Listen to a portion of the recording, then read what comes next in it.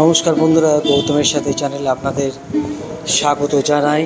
আপনাদের আজকে এমন একটা দিন যেখানে আমাদের স্যার এবং প্রবাদ প্রতিম সাহিত্যিক এবং প্রফেসর ডক্টর রামদুলাল বসু আমাদের মধ্যে নেই এবং তার স্মরণ সভা আজকে অনুষ্ঠিত হতে চলেছে। জানেন, গৌতমের সাথে এই চ্যানেলে যে ইতিহাস তুলে ধরা, প্রায় সব ইতিহাস আমার স্যারের কাছ থেকে জানা। আজকে আমরা এখন এই মুহূর্তে রানীগঞ্জ চেম্বার অফ কমার্সে দেখতে পাচ্ছেন রানীগঞ্জের বিশিষ্ট মানুষেরা, সাহিত্যিক, কবি সবাই কিন্তু আজকে এসেছেন এই রানীগঞ্জে তাকে স্মরণ করার জন্য। এই মুহূর্তে দেখতে পাচ্ছেন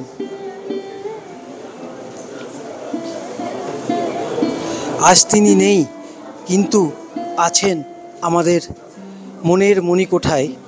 দেখতে পাচ্ছেন এখন ফুল স্তবক দিয়ে স্মরণ করা হচ্ছে স্যারকে। আমরা যারা ভালোবাসি সবাই এসেছেন এই রানীগঞ্জের।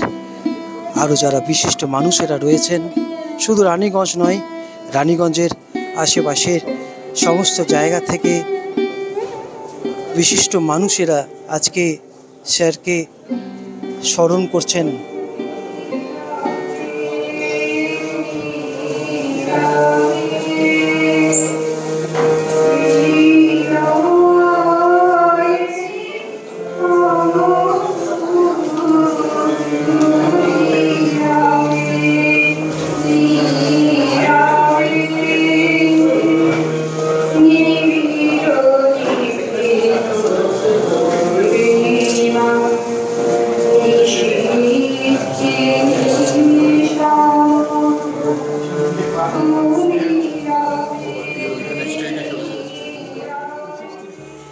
আসানসোল, রানীগঞ্জ, দুর্গাপুর শিল্পাঞ্চলের সাহিত্য সংস্কৃতির জগতে ডক্টর রামদুলাল বসু এক প্রবাদ প্রতিম ব্যক্তিত্ব ছিলেন।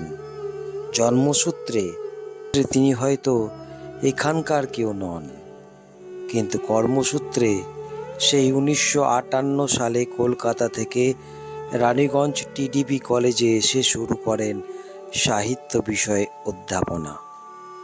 তারপর কেটে গেছে অর্ধ শতাব্দীরও অধিক কাল। কর্মস্থলকে করে নিয়েছিলেন স্থায়ী আবাসস্থল।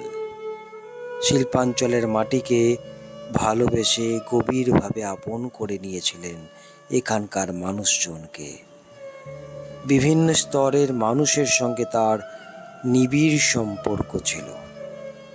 বর্তমানে যেখানে এই আত্মসর্বস্ব ভোগবাদী সমাজে মানবিকতা ও মূল্যবোধের রেখাচিত্র ক্রমশ নিম্নমুখী, সেখানে ব্যতিক্রমী চরিত্রের ডক্টর রামদুলাল বসু এক অন্যতম উজ্জ্বল মানবিক মুখ ছিলেন।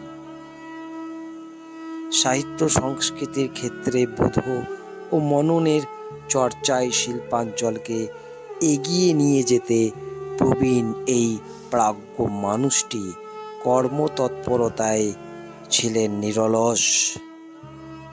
যে কোনো গুরুভার বহনে সক্ষম ছিলেন। তিনি নিজেও একজন সাহিত্য সাধক, গবেষণামূলক বহু গ্রন্থের সার্থক প্রণেতা ছিলেন। তিনি রবীন্দ্র ভাবনায় স্নাত, রবীন্দ্রনাথে দীক্ষিত। তার অজস্র মৌলিক প্রবন্ধ প্রকাশিত হয়েছে বাংলার বিভিন্ন প্রান্তে নানা পত্র পত্রিকায়। তার মনীষায় ঋদ্ধ হয়েছে বাংলার প্রবন্ধ সাহিত্য। তাই বাংলার সীমানা ছাড়িয়ে সর্বভারতীয় ক্ষেত্রে বৌদ্ধিক বাঙালি সমাজেও আজ তিনি একজন সম্মাননীয় ব্যক্তি ছিলেন। অধ্যাপক রামদুলাল বসুর স্মরণ সভায় আমাকে প্রথম বক্তা হিসেবে স্থান দেওয়ার জন্য আমার অনুজ প্রতিম ভাই, আমার অনুজ প্রতিম শ্রী অসীম মুখোপাধ্যায়কে আমি ধন্যবাদ জানাই। এখানে যারা উপস্থিত আছেন প্রায় তাদের সবাই হয় প্রত্যক্ষভাবে স্যারের ছাত্র অথবা স্যারের শুভানুধ্যায়ী, এবং উপস্থিত ছাত্রদের মধ্যে বোধহয় আমি একমাত্র বয়স্ক, বেশি বয়স্ক বা প্রবীণতম। 1960 সালে স্যার 58 সালে সেপ্টেম্বর মাসে টিটিপি কলেজে জয়েন করেছিলেন। তখন স্কুল পড়ায়, রানীগঞ্জ হাই স্কুলে ক্লাস হতো। আমার দাদা তখন আমার শেষদা সেখানে পড়তো। আর আমি 1960 সালে যখন কলেজে ভর্তি হলাম, তখন থেকে 2025-এর ফেব্রুয়ারি মাসের প্রথম সপ্তাহ পর্যন্ত স্যারের সঙ্গে আমার নিয়মিত যোগাযোগ ছিল। আমার নিজস্ব একটা পারিবারিক দুর্ঘটনার জন্য আমি ফেব্রুয়ারি মাসের 17 তারিখে রানীগঞ্জ ছেড়ে যাই, এবং তারপর আজকেই প্রথম এখানে এলাম। আমাকে কলেজের অনুষ্ঠানে আমন্ত্রণ জানানো হয়েছিল। আমার দুঃখ হচ্ছে যে আমি স্যারের সেই অনুষ্ঠানে আসতে পারিনি, কারণ স্যারের ঋণ তো অপরিশোধ্য। তিনি আমার জীবনের প্রেরণা, আমার শিক্ষক জীবনের তিনি একটা স্তম্ভ। তার কাছে অনেক যেমন শিখেছি, অনেক স্নেহ ভালোবাসাও পেয়েছি। সবচেয়ে বড় কথা, যখন কোনো সভা সমিতিতে স্যার যেতেন, তিনি তার অত কৃতি ছাত্রের মধ্যে আমার নামটি আগেই বলতেন। এ কারণে তার অপার স্নেহ আমি পেয়েছিলাম। স্যারের কথা বলতে গিয়ে কার্ডিনাল নিউম্যানের একটি প্রবন্ধের কথা মনে পড়ে। প্রবন্ধটির নাম হচ্ছে a definition of a gentleman. Cardinal Newman বলছেন, a gentleman is one who never hurts another. স্যারের প্রতি শ্রদ্ধাঞ্জলি সভায় কিছু বলতে গেলে বহু মানুষ প্রস্তুত রানীগঞ্জে।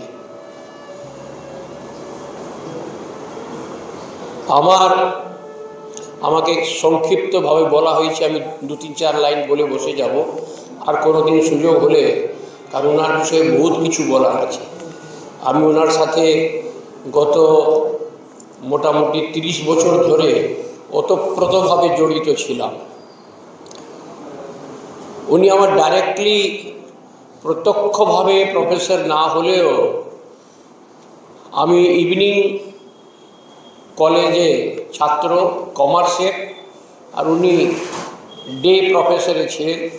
এটা আমি কথা বলছি 1965-66-এর। সেই সময় থেকে এই যে প্রভাত পুরুষ ডাক্তার রামদুলাল বোসের স্নেহ আর আশীর্বাদ পাওয়ার আমার সুযোগ হয়েছে। আজকে রানীগঞ্জে সর্বমান্য সংস্থা যদি কোনো আছে, সেটা হচ্ছে রানীগঞ্জ সিটিজেন্স ফোরাম। অনেক লোক বলেন রানীগঞ্জ চেম্বারের বিষয়ে, তবে রানীগঞ্জ চেম্বার অফ কমার্স একটা বণিক সভা। রানীগঞ্জ সিটিজেন ফোরাম হলো রানীগঞ্জের আপামর জনসাধারণের সংস্থা। রানীগঞ্জের প্রত্যেকটি নাগরিক বাই ডিফল্ট অটোমেটিক্যালি সিটিজেন ফোরামের সদস্য। তার ছিলেন কর্তা ডাক্তার রামদুলাল বোস। অন্যায় বরদাস্ত করতেন না, প্রতিবাদী মানুষ ছিলেন, সাম্প্রদায়িকতা বরদাস্ত করতেন না।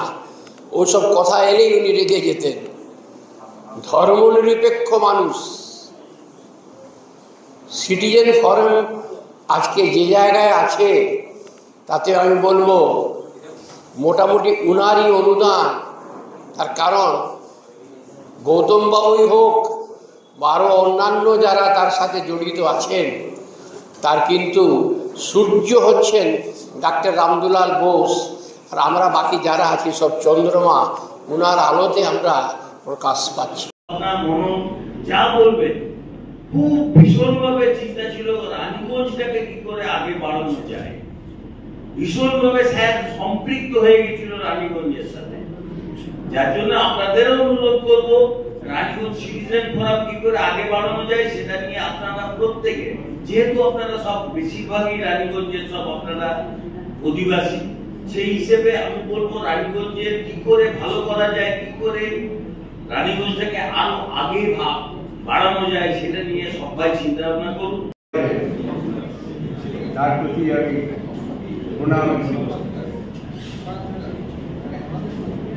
স্যার আমার পাড়ার প্রতিবেশী, আমার বাড়ি কয়েকটা বাড়ি পরে উনি থাকেন। উনি টিডিপি কলেজে থাকাকালীন অবস্থায়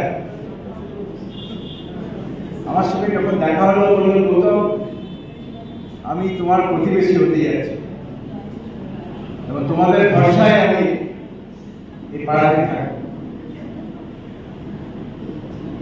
এবার আমরা খুব আনন্দের স্যার আপনি আমাদের পাড়ায় থাকবেন, এটা আমাদের পাড়ার একটা গর্ব। আপনার মতো মানুষ আসছে, বুঝি না ওইসব ছাড়ো, তোমাদের ভরসায় থাকবে, তাহলে অবশ্যই কোনো অসুবিধা নয়, আপনার যে কোনো প্রয়োজনে আমরা। পরবর্তীকালে ওনার যে বিশেষ তার সঙ্গে আমাদের ব্যক্তিগত পরিচয় ছিল, আমরা যেতাম মাঝে মাঝে, উনিও বলতেন যে দেখো তোমাদের ভরসায় আমরা আছি, আমরা কোনো চিন্তা নেই, আপনি নিশ্চিত থাকবেন। এবং আমার সঙ্গে ব্যক্তিগত হবে আমি তার ডাইরেক্ট ছাত্র না হলেও আমি এই 68 থেকে 70-71 পর্যন্ত কলেজে ছিলাম, তো স্যারের সঙ্গে দেখা হতো এবং পরিচয় ছিল, আমাকে খুব ভালোভাবে চিনতেন এবং প্রচন্ড ভালোবাসেন। নমস্কার। আমরা সকলেই জানি রামলাল কারণ ছিল এই বিষয়ে কোনো সন্দেহ নেই। রানীগঞ্জের মানুষ আরো বেশি করে জানে। আমরা আমাদের জানার দুটো দিক, একটা সাহিত্য কর্ম, বিশেষ করে এখানে নীতিধরণ ব্যবসায়িক আন্দোলনের কেন্দ্রীয় সচিব আছেন, আসানসোল শাখা অন্যান্য শাখার মানুষজন উপস্থিত আছেন, তারা খুব ভালো করে জানেন। একজন মানুষ যেমন শিক্ষার সঙ্গে সংস্কৃতির একটা বিশেষ সম্পর্ক থাকবে, এটা আমরা আশা করি। ঠিক তেমনি সংস্কৃতির সব থেকে বড় অঙ্গ হল সাহিত্য। সেই সাহিত্য চর্চার মাধ্যমে এই সমাজে কাজ করা, মানুষকে আরো উদ্বুদ্ধ করা বিভিন্নভাবে, এই কাজে যেসব মানুষ আমাদেরকে পথ দেখিয়েছেন তার মধ্যে অন্যতম অবশ্যই ডক্টর রামলাল। उनके लिए मैं बस इतना कहना चाहूँगी, ये कि मेरी खुशनसीबी है कि वो मुझे बाय नेम जानते थे। और ये मौका तब आया जब आसनसोल म्यूनिसिपल कॉर्पोरेशन के जरिए हिंदी एकेडमी, उर्दू एकेडमी और बांग्ला एकेडमी फॉर्म किया गया, तश्कील की गई। उसमें बांग्ला एकेडमी के चेयरपर्सन सर थे और उर्दू एकेडमी की चेयरपर्सन मैं थी। इस लिहाज से उनसे काफ़ी मेल मिलाप रहा और मैंने उनको एक एडमिनिस्ट्रेटर के रूप में पाया, एक अच्छे एडमिनिस्ट्रेटिव सलाहियत उनके अंदर थी। और बहुत सारे प्रोग्राम्स में, बहुत सारे मीटिंग्स में हम लोग एक साथ रहे, जुड़े, और वहीं से सर ने मुझे बाय नेम जाना। कहा जाता है कि मौत एक हकीकत है, मौत एक सच्चाई है जिससे कोई भाग नहीं सकता। चाहे आप जिस कोने में रहे, कहीं भी रहे, मौत आपको उठा के ले जाएगी। लेकिन अफसोस सबके लिए नहीं होता है। मौत उसकी है जमाना करे जिसका अफसोस, वरना दुनिया में सभी आते हैं मरने के लिए। जो आया है उसको तो जाना है, लेकिन लोग कितने लोगों को याद रखते हैं? एक ऐसा व्यक्ति, एक ऐसा शख्स जिसके लिए धर्म कोई माने नहीं रखता। हम लोगों को यहाँ इसलिए नहीं याद कर रहे कि वो एक धर्म गुरु थे, नहीं। हम लोगों को इसलिए भी नहीं याद कर रहे थे कि वो बहुत बड़े साहित्यिक थे। मेरी नजर में मुझे लगता है कि किसी भी लैंग्वेज, किसी भी जबान, किसी भी भाषा, किसी भी धर्म, किसी भी रिलीजन से ऊपर वो एक इंसान, एक ह्यूमन बीइंग थे, एक ऐसा इंसान कि जिसे हर कोई याद कर रहा है। आप चले जाइए, हम लोगों का उर्दू समाज में एक सोसाइटी है अंजुमन इमदाद बारहवीं। ये ऑर्गेनाइजेशन तकरीबन 50 साल पुराना है। वहां पर हम लोगों ने कॉन्डोलेंस मीटिंग की, शोक सभा किया इनके लिए। हिंदी समाज में हो रहा है, बांग्ला समाज में हो रहा है। कितने लोग होते हैं यहाँ पे एक साथ, हर सोसाइटी के लोग उनके लिए शोक व्यक्त करें? कहाँ पे होता है? एक ऐसा इंसान हमारे दरमियान से चला गया। मैं कहूंगी कि उन्होंने जो काम किया, उनके जो शब्द हैं, उनके जो लफ्ज हैं, मुझे एक शेर याद आ रहा है सर कि मर भी जाऊं तो कहाँ लोग भुला ही देंगे, मर भी जाऊं तो कहाँ लोग भुला ही देंगे, शब्द मेरे होने की गवाही देंगे। उनके काम, उनका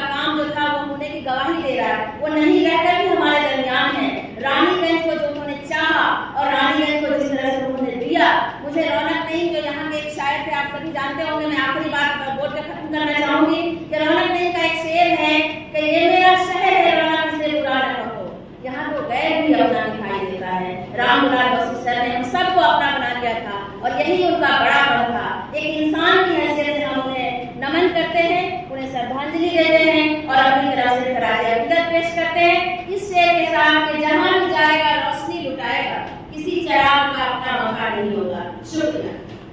सीखा और सुना भी, तो मैं समझता हूँ कि वो अपने आप में एक पूर्ण इंसान के रूप में उन्होंने अपना जीवन बिताया और पूरे जितने भी उनके साथ जुड़े लोग थे, जितने भी चाहने वाले लोग हैं, उनके लिए वो हमेशा ही अमर रहेंगे और वो अपने जो किए हुए काम उनकी वजह से वो कभी भी हम लोगों से दूर नहीं है।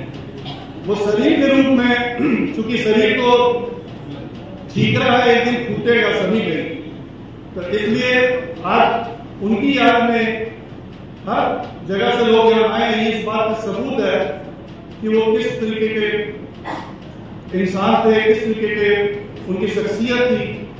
मैं उनको दिल से याद कर रहा हूँ क्योंकि सिटीजन फोरम में सर के साथ में काम करने का मौका बहुत साल तक मिला है। उनके साथ जनरल सेक्रेटरी के तौर पर भी रहा हूँ काफी साल, तो काफी कुछ सीखी है चीजें उनसे। और सबसे बड़ी बात है कि एक निर्भरता का से भरपूर थे और ये सबसे बड़ा गुण है इंसान के अंदर का। अंत में फिर एक बार उनके परिवार के प्रति अपनी संवेदना प्रकट करता हूँ और धन्यवाद करता हूँ।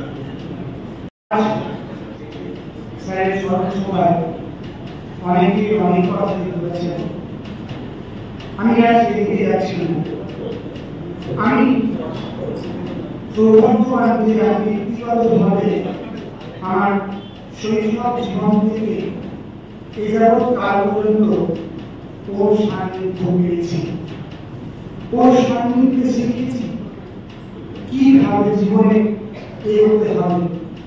বাংলা সাহিত্যের প্রতি যে আগ্রহ ও বোধ আমার জীবনে প্রাথমিক পর্যায়ে জন্মেছিল। আমার স্কুল জীবনে আমার মাস্টারমশাই সত্য বর্মা স্যার ও আমার পিতৃমাতৃহীন হওয়ার পর আমার যিনি অভিভাবক ছিলেন তিনি সত্য ডক্টর রামমোহন বসু, আমার কাছে রামদাদু। প্রত্যেক দিন সন্ধ্যে বেলাটা স্যারের সান্নিধ্যে থাকতে পেরেছি। তিনি কিন্তু অলিখিতভাবে আমার অভিভাবকই ছিলেন। তিনি প্রতিটি পথ চলার ক্ষেত্রে দিক নির্দেশক হিসেবে কাজ করতেন। ওনার দেখানো পথে আমি এগিয়ে গেছি। আবার হয়তো ওনার চিন্তা ভাবনা থেকে যদি আমি কিছুটা সরে যেতাম তাহলে উনি বলতেন, যেমন একটা পুরনো স্মৃতি মনে পড়ছে, এই থিয়েটারের প্রতি ভালোবাসা ও নাটকের প্রতি ভালোবাসা থেকে আমি বাংলায় স্নাতক করার পর রবীন্দ্র ভারতী বিশ্ববিদ্যালয়ে নাটক বিভাগে ভর্তি হয়েছিলাম। আমি তো এক্সাইটমেন্ট, আমি এসে এখন বলি রামদাদু নাটকের মাস্টার্সে চান্স পেয়েছি, 10টা সিট। উনি আমাকে বললেন, তুই যদি নাটক নিয়ে পড়াশোনা করিস আমার সাথে তো সম্পর্ক শেষ। এবং শুধু ওইটুকুই বললেন না, উনি নাট্যকার মনোজ মিত্রকে বলে দিলেন, মনোজ তুমি কিন্তু ওকে কোনোভাবে প্রশ্রয় দিও না, ওর মাথায় কিন্তু নাটকের ভূত চেপেছে, ওটা চাপতে দিও না, তুই বাংলা নিয়ে পড়।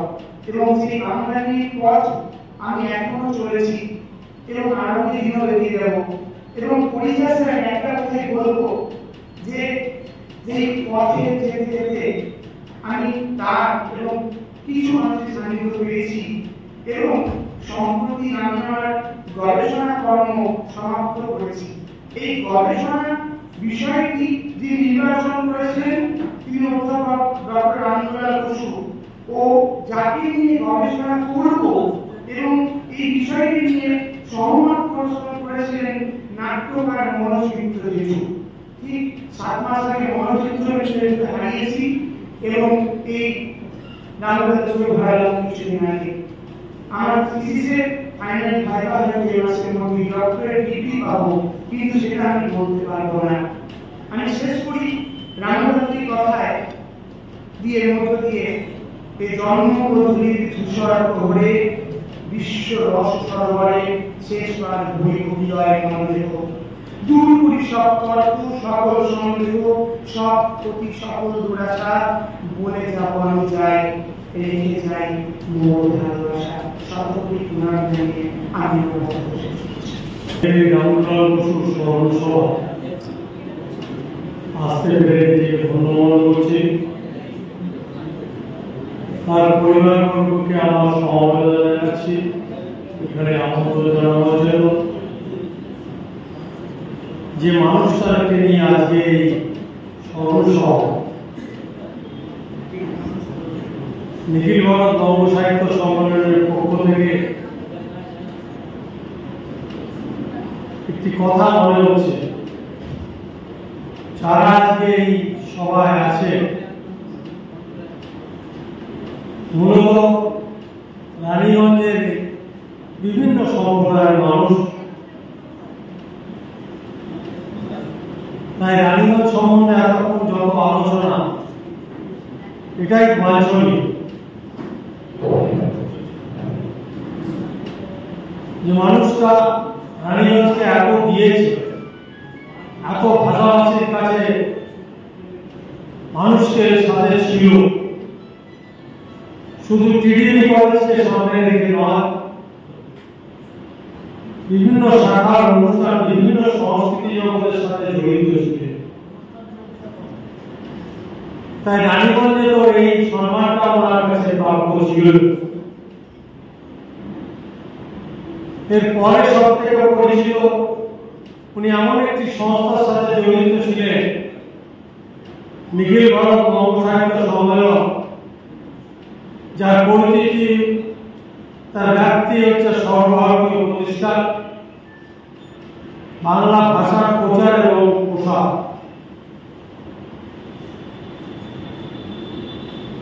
এই সংস্থা এত বড় মাপে যে সংস্থার সাথে উনি দীর্ঘ 60-এর দশকের বেশি সময় ধরে উনি রয়েছে। শুধু সদস্য হিসাবে নয়, বিভিন্ন পত্র পত্রিকার সাথে জড়িত ছিলেন এবং কেন্দ্রের যে পত্রিকা বেরোত তার সম্পাদনা দীর্ঘদিন ধরে করেছে। আমি রানীগঞ্জে নিখিল ভারত নব সাহিত্য সম্মেলনের যে শাখা, সেই শাখার বহু সদস্যরা আমার পরিচিত। আজকে এখানে যারা আছে, অসীম বাবু থেকে শুরু করে মনীন্দ্রবাবু, মাঝেবাবু যারা সম্পাদক বিশ্বজিৎ, আমি সেদিন দেখেছিলাম যেদিন 20 তারিখে যেমন সকালবেলায় আমাকে প্রথম ফোনটি আসে, বিশ্বজিৎ আমাকে ফোন করে জানালো যে রামলালবাবু আর নেই, কত হয়েছে। সেদিন আমি ঘরে বসে আমার নিজের চোখে জল রাখতে পারিনি এবং যখন আমি জিজ্ঞেস করলাম কখন ওনার মরদেহ বেরোবেন, কোথায় কি কার্যক্রম, আমাকে বিশ্বজিৎ পুঙ্খানুপুঙ্খানু বলেছিলেন। আমি প্রায় 12টা নাগাদ এখানে রানীগঞ্জে এসে পৌঁছেছিলাম এবং যার শোভাযাত্রা ওনার শপথ নিয়ে বেরিয়েছিল, যারা ছিলেন না, যারা জানেন না, যারা হয়তো ছবিতে দেখেছে, ওনার সুযোগ্য পুত্র ছিলেন এখানকার বিধায়ক তাপস বন্দ্যোপাধ্যায়, আমার খুব কাছের বন্ধু, উনিও ছিলেন। রানীগঞ্জের আপামর জনগণ সেদিন শোভাযাত্রায় ছিলেন তার মরদেহ দেখেছিলাম। সেদিন বুঝতে পেরেছিলাম কি বড় মাপের মানুষ রামলাল বসু। এবং আমি চলতে চলতে শুনতাম কানে কানে কি আলোচনা তারা করতো রামলাল বসু সম্বন্ধে। এই মিছিল আজকে উনি নেই, এটা ঠিক। ভারতবর্ষ এমন একটা দেশ, যতদিন যে বেঁচে থাকে তার মূল্যায়ন হয় না, মানুষ মরে যাওয়ার পর তার মূল্যায়ন হয়। ভারতবর্ষে বড় বড় মানুষকে দিকপালকে দেখেছি, তাই রামদাবাবু ক্ষেত্রে সেটা বাইরে নয়। আজ মৃত্যুর পর আমরা বুঝতে পারছি যে উনি কত বড় মাপের মানুষ ছিলেন।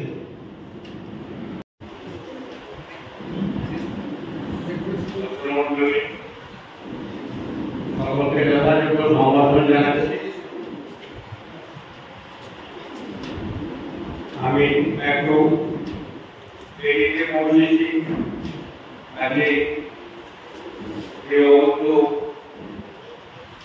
অধ্যাপক রবীন্দ্রনাথ দীক্ষিতের বক্তব্য শুনতে পাইনি।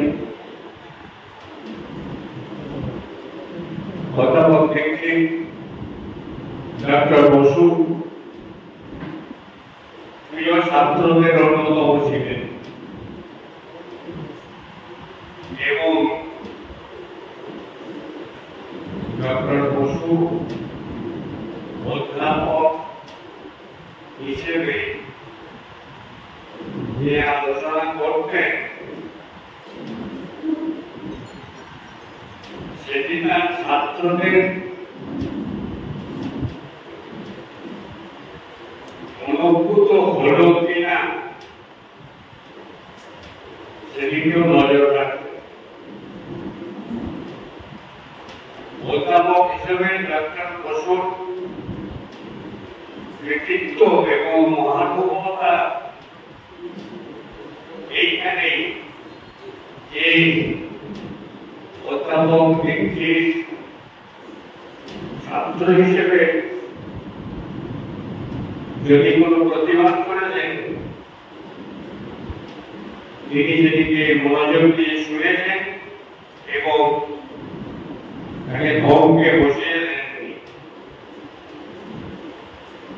অধ্যাপক বসুর এই মহানুভবতা এটি ব্যক্তিগত মানুষ হিসাবে নয়, অধ্যাপক হিসেবে। আমার পরম প্রিয় অধ্যাপক সদানন্দ চক্রবর্তী বলতেন, a teacher treats his subject with his personality. অধ্যাপক বসু তার বক্তব্য, তার পাঠ্য বিষয়কে তার সমগ্র ব্যক্তিত্ব দিয়ে উপলব্ধি করতেন। এইখানেই তার অধ্যাপক হিসেবে সার্থকতা। অধ্যাপক দীক্ষিতের নিশ্চয় মনে আছে, মহারাজ ক্ষম কেমন করে রবীন্দ্রনাথের মার্কিন নাটকে সেই উক্তিটি, যেটি নিয়ে ডক্টর বসু আপত্তি করেন।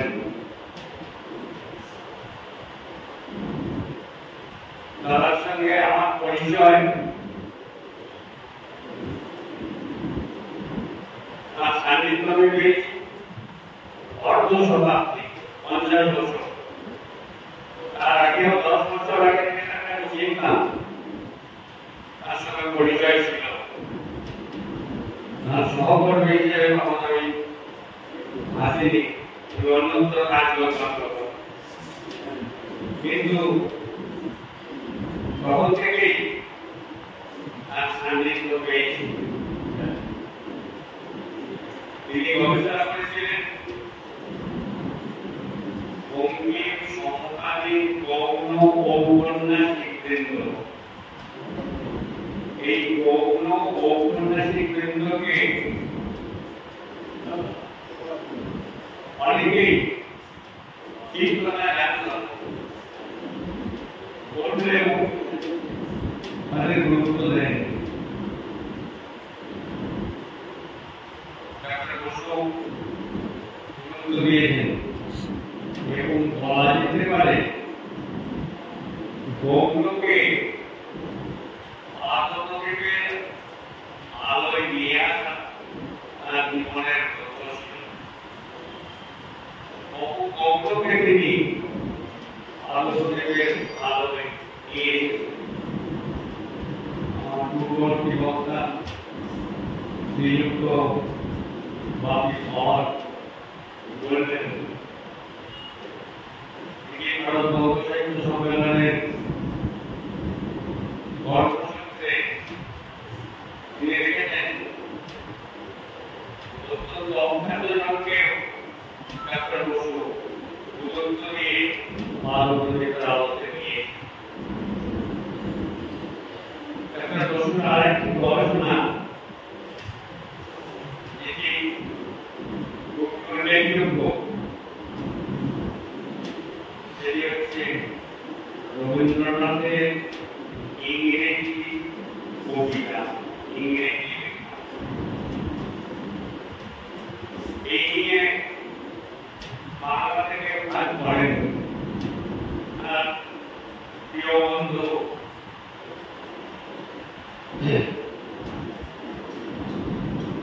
বিজুদীপ ইংরেজিতে এই নিয়ে কাজ করেছিলেন বাংলাতে এই নিয়ে কেউ কাজ করেন তখন তার বয়স 80 বছর তিনি শান্তিনিকেতনে ইন্টারন্যাশনাল গেস্ট হাউস ভাড়া করে রবীন্দ্র ভবনের বহু পুঁজি প্রতিবন্ধী এই কারণে এগুলো খবরের কাগজে কাটে সেখান থেকে নানা তথ্য উদ্ধার করে এই গ্রন্থটি সাজিয়ে আমার খুব আক্ষেপ হয় যে তার এই অসাধারণ কাজটি যথোপযুক্ত মর্যাদা পেল না। এর প্রধান কারণ যিনি প্রকাশ করেছিলেন তার মার্কেটিং এর কৌশল কেমন ছিল। সারা জীবন অনেক বই লিখেছেন এবং একটি অসাধারণ বই যেটিও মূল্য পেল না বৈষ্ণব পদশত এর টিকা অসাধারণ মূল্যবান টিকা এই টিকাটি গুলি সাধারণত পাওয়া যাবে না এগুলি ডাক্তার বসু বহু তথ্য থেকে সংগ্রহ করেছে। আমি আমার বক্তৃতাতে বর্ণনা साथी चले गए किया चल रहा है साथ साथ हमारे हिंदुस्तानी हमें हमारा की बोई अने उसर बोले सेखाने लिखे दिए जहाँ वही गुरु वस्तु नहीं सृष्टित तथा गुरु धर्म गौरव बोलिए गुरुदेवी ये छात्रों के पद के लिए जान किंतु सार्थक सेखाने सेखाने छात्रों का पद का पाए ना सुजनों के लिए बने किंतु छात्रों ने ये श्रेष्ठ बने আমি বক্তব্য অনার ছাত্র ছিলাম কিন্তু তার কাছ থেকে আমি বহু শিখেছি কাজে তিনি আমার সত্যিকারের আমি বক্তৃতাদের দায়িত্ব না করে তাকে আমার প্রণাম জানিয়ে এখানে শেষ করলাম।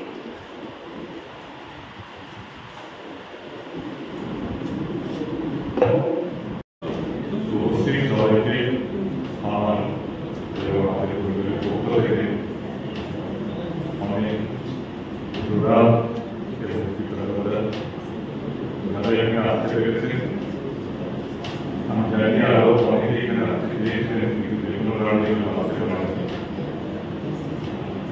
আমাদের জন্য আমাদের পরিবারের পক্ষ থেকে অনেক শুভেচ্ছা, ভালোবাসা, প্রণাম আমার সম্বন্ধে কিছু বলার আগে একটাই কথা বলতে হয় যে রাজনীতি আমার খুব হিংসা, আমাদের ছোটবেলায় রানীগঞ্জ, কিন্তু তারপরেও সত্যি কথা হচ্ছে রানীগঞ্জ কিছুটা হলেও আমাদের কাছ থেকে পাওয়া নেই। বাবার রিটায়ারমেন্টের পরে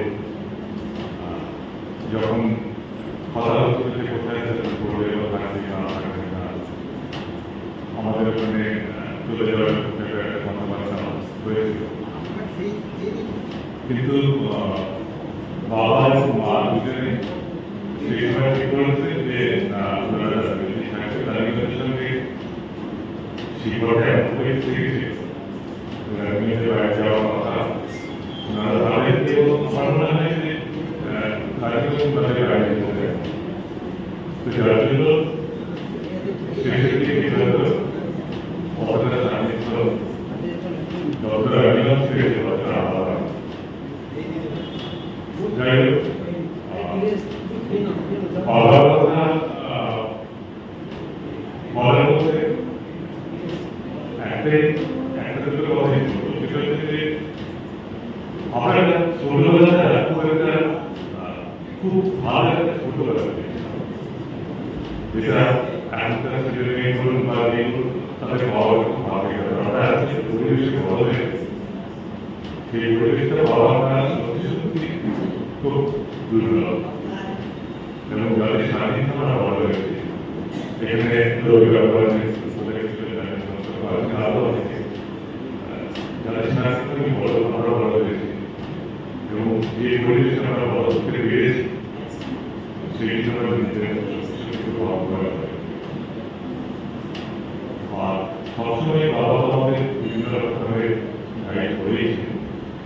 গাইড বলবো না, সাধারণত কথাগুলো বলে সেগুলো আমাদের মনের মধ্যে গেঁথে গেছে এবং সেখান থেকে বেরোতে পারে।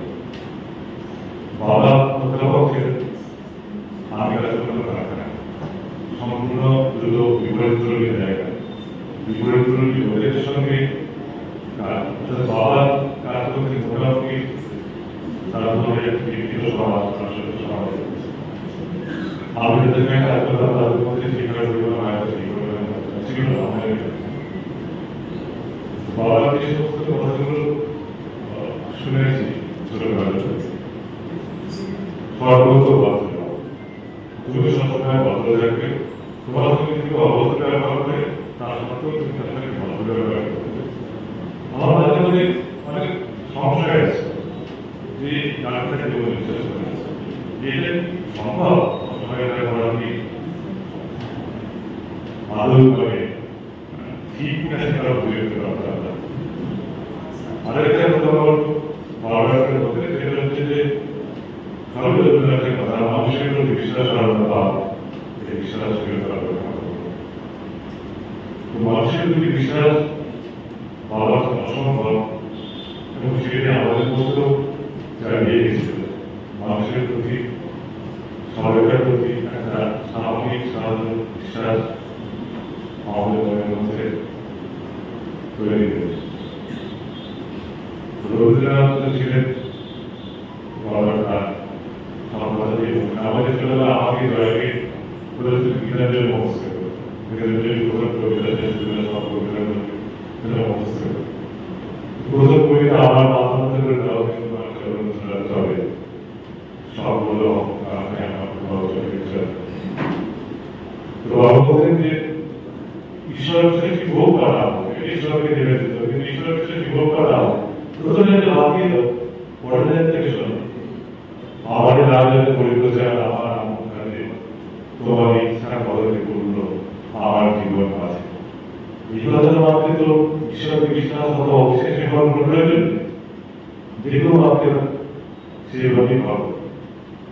আরেকটা মন্ত্র দিয়েছিলেন যেটা সত্যি মন্ত্র হিসেবে ভাবি, বিপদে করে রক্ষা করে বিপদে আমি কাজ করি আপনি আরেকটা কিছু সান্ত্বনা দুঃখ জানা করতে পারি। তো এরকমই বাবা আমাদের মধ্যে থেকে গেছে বিভিন্ন রকমভাবে।